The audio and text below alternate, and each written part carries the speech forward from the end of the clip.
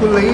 देखिए, चुनाव से पहले भी आपने देखा कि भारतीय जनता पार्टी के गठबंधन में बहुत सारे ऐसे लोग शामिल हुए जो कल तक भारतीय जनता पार्टी को गाली दे रहे थे और कोस रहे थे, लेकिन चुनाव के समय उधर चले गए।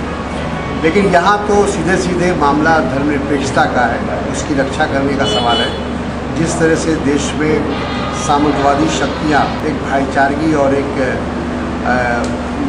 आपस में जो एक समन्वय है और एक संबंध है, उस संबंध को समाप्त करने की जो कोशिश चल रही है, उसको फिर से दोबारा बहाल करने के लिए आवश्यक है कि धर्मनिरपेक्ष मत एक साथ हो। आपने देखा कि पिछले लोकसभा के चुनाव में भारतीय जनता पार्टी को मात्र 31% वोट प्राप्त हुआ है और 69% वोट उनके खिलाफ गया है, विपरीत गया है, लेकिन उसके बावजूद भी उनको पूर्ण बहुमत मिला है। ये पहली बार इतिहास में ऐसा हुआ है।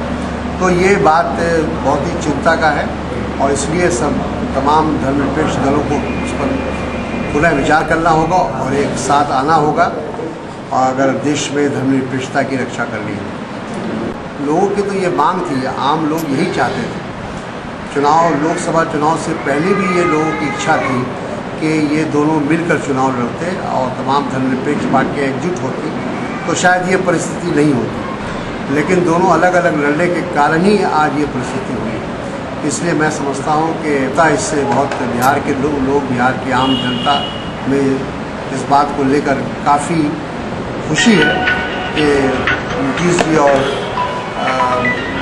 लालू जी एक साथ आए। स्टंटबाजी करते हैं, जैसे फिल्म में स्टंटबाजी होता है, पहले भी इसी तरह करके वो यहाँ तक पहुँचे थे, आगे भी उनका यही रवैया है।